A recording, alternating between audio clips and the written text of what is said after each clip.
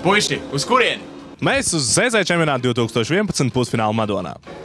Laipni lūgti! ZZ čempionāts Madonā plaši vēra vaļā durvis uz lielāko Latvijas prātu un sporta spēļu otro pusfinālu. Jau viesojoties Valmierā, mēs sapratām, ka, lai savā klašu grupā iekļūtu starp tiem 4 laimīgajiem, kur dosies uz finālu Rīgā, ir jāpiemīt gan drosmei, gan izcilai komandas saliedētībai, gan sava daļa panākuma atslēga ir jautrībā. Tomēr šoreiz mēs vēlējāmies noskaidrot, kādi tad ir tie uzdevumi, kuros ir jāpielieto šīs īpašības. Pavisam kopā ir 10 atrakcijas.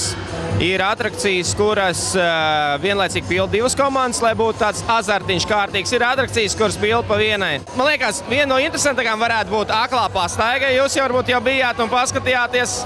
Tāpat arī minēšana. Viss jau ir interesants, man liekas. Kā atzīst čempionāta galvenais tiesnesis Sančo, tad šajā gadā nepalīdzēs skolēniem iepriekšējo gadu pieredzi, jo neviens uzdevums nav tieši tās kā pagājušajā gadā. Tagad ir tā, ka visas ir pilnīgi no nullītes, gandrīz jaunas, pieslīpētas, kaut kas pamainīts, bet, principā šogad nav bijuši tā kā pagājušajā gadā bija. Iespējams, ka tā bija mūsu ziņkārība. Iespējams, vēlme palīdzēt tiem pusfinālistiem, kuriem sacensības vēl ir priekšā, jo mēs centāmies uzzināt, ko tad paši skolēni domā par uzdevumiem pusfinālā un kurš ir iespējams vissarežģītākais. Pastaiga likās arī visgrūtākā. Tur vajadzēja pielietot īpašas zināšanas, koordināciju, un arī viss neviens nekā neredzēja. Tāpēc. Un jums nebija tāda īpašo zināšana un koordinācija? Mums koordinācija bišķi sajuka, bet viss pārējais bija. Un tās krusto, tur, kur bija tie metamie kalniņi, kur tajā, Tas intelekts. Jā, tas. Tur bija jāzina visu uzstās. Mums vairāk ir tāda veiklība nekā intelekts. Jā.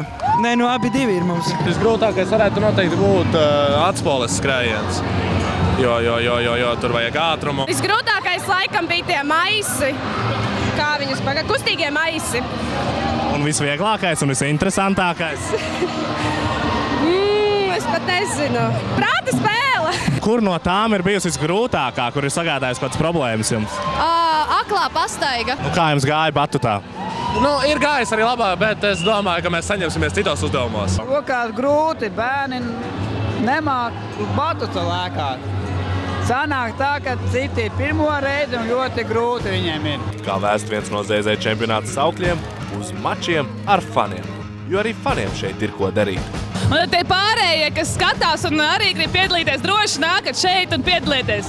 Jo te var piedalīties ne tikai tie, kas sporto, bet arī tie fani. Šeit notiek SMS čempīnis. Var uzrakstīt īziņu un dabūt balvu. Kādu balvu? Telefonu, piemēram. Tieši tā.